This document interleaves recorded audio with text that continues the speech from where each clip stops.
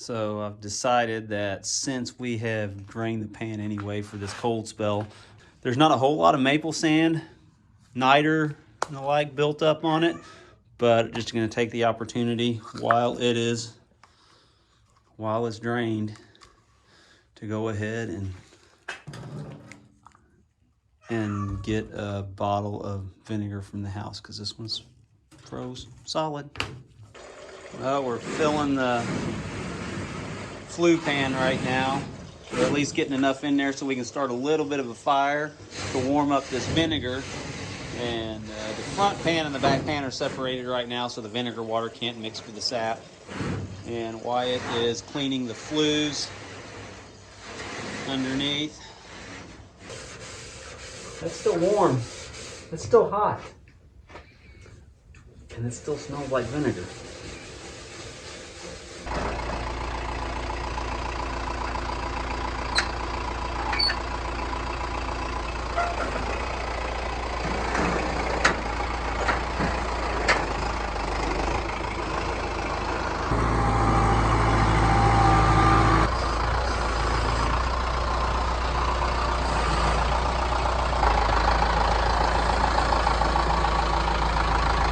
So we are getting some really nice light syrup.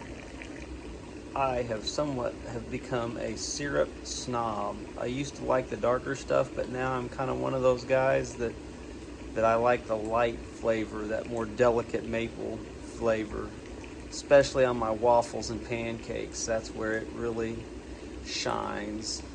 The dark stuff is still pretty good for coffee, but the light is, I think, definitely where it's at. Oh, clock struck midnight a little while ago. It's kind of boring out here when everybody else goes to bed. But I want to get the rest of this sap cooked off while the fire is hot. I just have to manage to stay awake so I don't scorch the syrup. Well, we are almost done for the evening. Got about 10 more gallons to cook off. I'm hoping I didn't overload the firebox.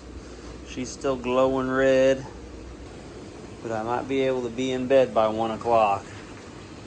I wish y'all could smell the steam coming off of here. It's just got such a good vanilla-like buttery smell to it. Smells like delicious. Just running a quick check on the RO. Right now we are just running a desugaring cycle. Everything's looking good. Multitasking here. This is the way bad things happen. There's a little over 100 gallons gone there. So we are gonna shut this off for the night. Turn some valves.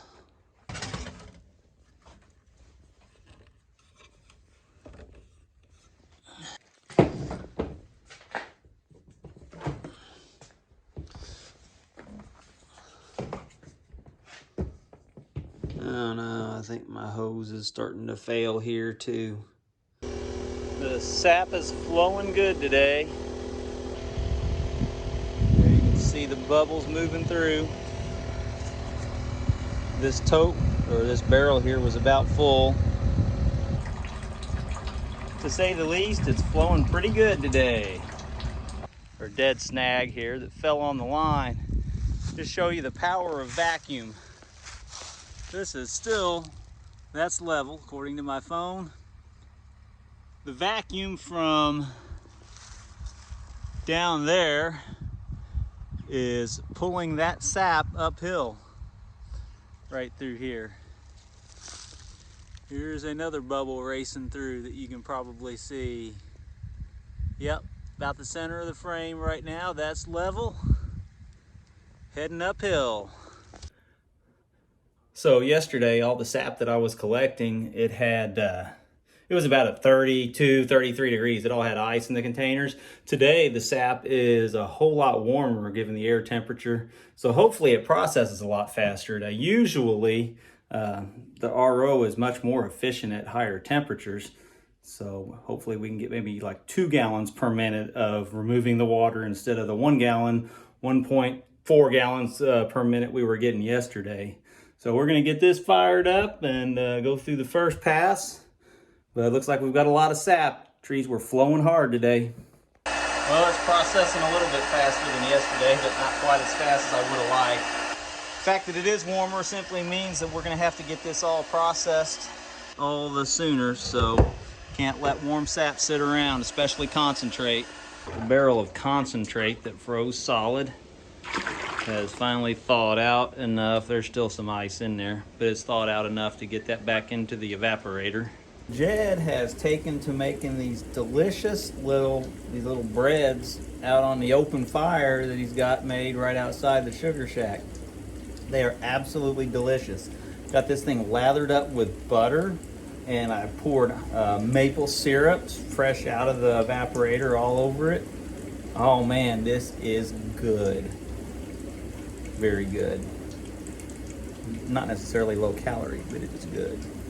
Ended up getting down to about 27 last night. So everything froze back up, gave a nice little reset. Hopefully we get a good run today. It's supposed to get up almost to 60 degrees. We've got 4 pails full of syrup from yesterday's cooking.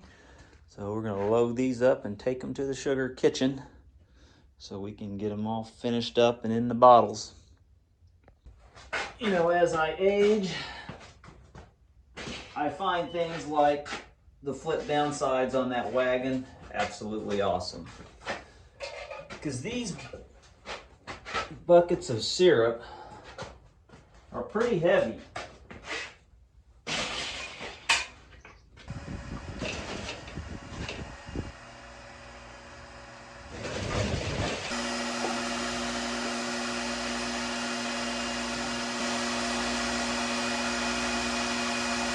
It's good. So what does it look like out there? Lines are full of sap and it's 4 bars. 4 bars? 4 bars. Oh no. I'm sure it's almost overflowing. We're gonna have a hard time keeping up this afternoon. It looks like that is right on 7, which means the density should be correct, and this is ready to boil. I'm going to turn the heat down, do a quick check with the hydrometer, and we're going to start the filtering process. Now the challenge is going to be to can quicker than it filters.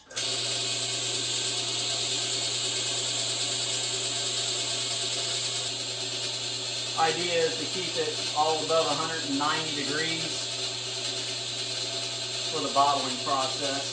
And man, that is some beautiful amber syrup. I'm very pleased with how this is turning out this year. Look at that. Absolutely beautiful.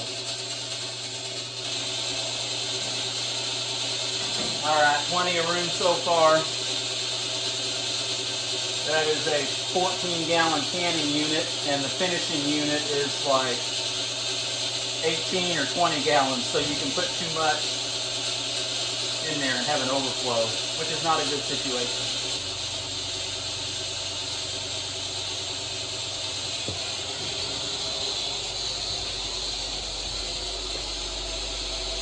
He's back with what looks like nearly a full tote of sap. That's a good thing. How's it looking out there? It's flowing like mad. Flowing like mad? Yeah. That's good. That's a good thing. Must be like 80 degrees out there. Yeah, it's a little toasty. It's actually about 60, I think. Okay. A little off. Oh wait, I better get back in here. Oh!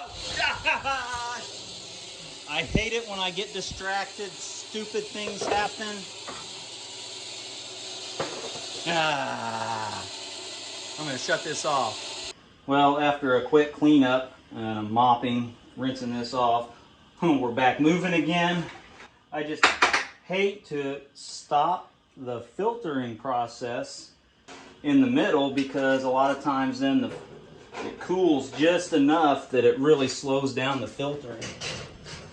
And this right here is what I mean. That was filtering at about 10 pounds. And then as soon as we stop, it jumps right up, 20 plus. I still think we'll get all of our syrup filtered. Dude, you are in trouble. Your YouTube channel is costing us money. You know how much I've spilled? I had 2 canning jars overflow and the canning unit overflow. I think I lost at least 8 to 10 ounces at $200 an ounce. That's like 1,600 bucks you owe me. Sounds like you need to find a way to get a lot of subscribers so we can pay for that. Yeah, you're gonna need to. Doing these little bottles is absolutely tedious because you have to fill it most of the way, tilt it left, tilt it right to get the air bubbles out, then fill it the rest of the way. And then by the time you've done about 50 million of these with the little, what do you call them, safety seal lids, you have some nice condition of tendonitis in the forearm.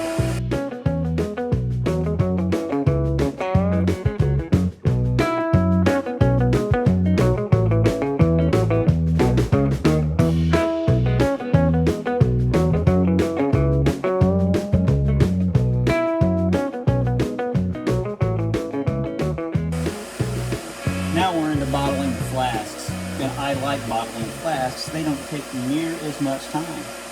And the lids go on a lot easier too. It's getting hot. Hey Jed, you gotta get going, get some sap. Get some flowing. So I'm ready to get out of here. We can go.